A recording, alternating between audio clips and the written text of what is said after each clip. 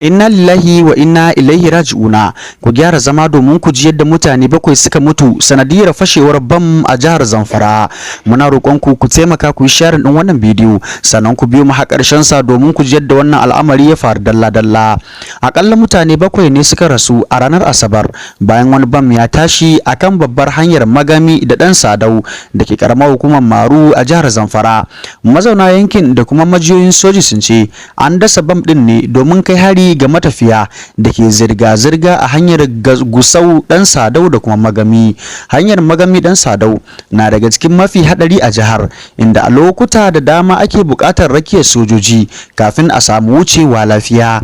Wani mazaunin yankin Haruna Bala ya shaidawa jaridar Premium Times cewa fashewar ta kashe mutane 5 nan take, yayin da wasu guda 2 suka mutu daga baya a asibiti sakamakon munanan raunuka.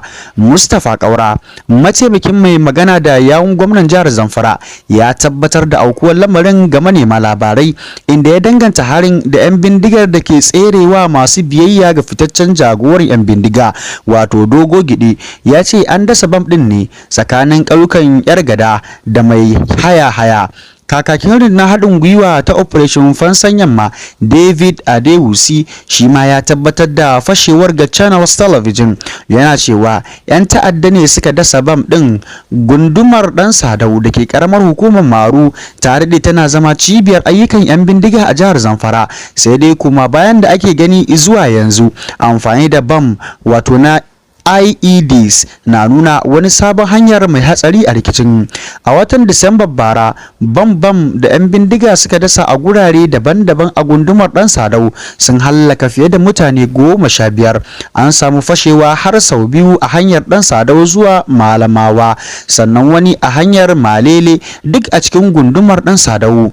Inna lillahi wa inna ilaihi raji'una. Muna ci gaba da addu'a da fatan Allah madaukakin sarki ya ji kan musulmai waɗanda suka rasa rayuwarsu a wannan tashin bam. Muna kuma addu'a waɗanda suka ji raunuka Allah madaukakin sarki ya ba su lafiya. Muna kuma ci gaba da addu'a Allah madaukakin sarki ya kawo mana ƙarshen 'yan ta'adda da masu wutar da kayar baya waɗanda suke hallaka mutane babu gaira babu dalili ko kuma kama su domin karɓa kuɗin fansa. Muna kuma ƙara jaddada addu'ar mu ga sojojin Najeriya da suke aiki babu dare babu rana domin ganin sun tabbatar da al'umma sun zauna lafiya. Gwamnan Gombe ya miƙa ta'aziyya kan rasuwar 'yan jihar guda 7 a hatsarin mota. Gwamnan jihar Gombe Muhammadu Inuwa Yahaya ya nuna kaduwarsa kan wani hatsarin mota da ya laƙume rayukan 'yan jihar har guda 7 waɗanda suka fito daga ƙaramar hukumar Akko na jihar. An rawaito cewa mutanen na kan hanyar su ta zuwa Maiduguri, babban birnin jihar Borno, lokacin da suka haɗu da ajalinsu. Gwamna Inuwa Yahaya ya kwatanta hatsarin da mai ciwo kuma mai raɗaɗi na rashin da aka yi ba ga iyalan mutanen kaɗai ba, har ma ga ɗaukacin al'ummar Lawanti a ƙaramar hukumar Akko da kuma Gombe baki ɗaya, kamar yadda sanarwar da daraktan yaɗa labarai na gidan gwamnatin jihar Ismaila Uba Misili ya fitar a ranar Asabar ta bayyana. Gwamnan ya ce rasuwar mutanen ta taɓa al'umma sosai, inda ya miƙa ta'aziyarsa ga iyalan mutanen da kuma addu'ar Allah ya gafarta musu. Muna ci gaba da addu'a da fatan Allah madaukakin sarki ya jika musulmai ya kuma sa aljanna firdausi makomar su.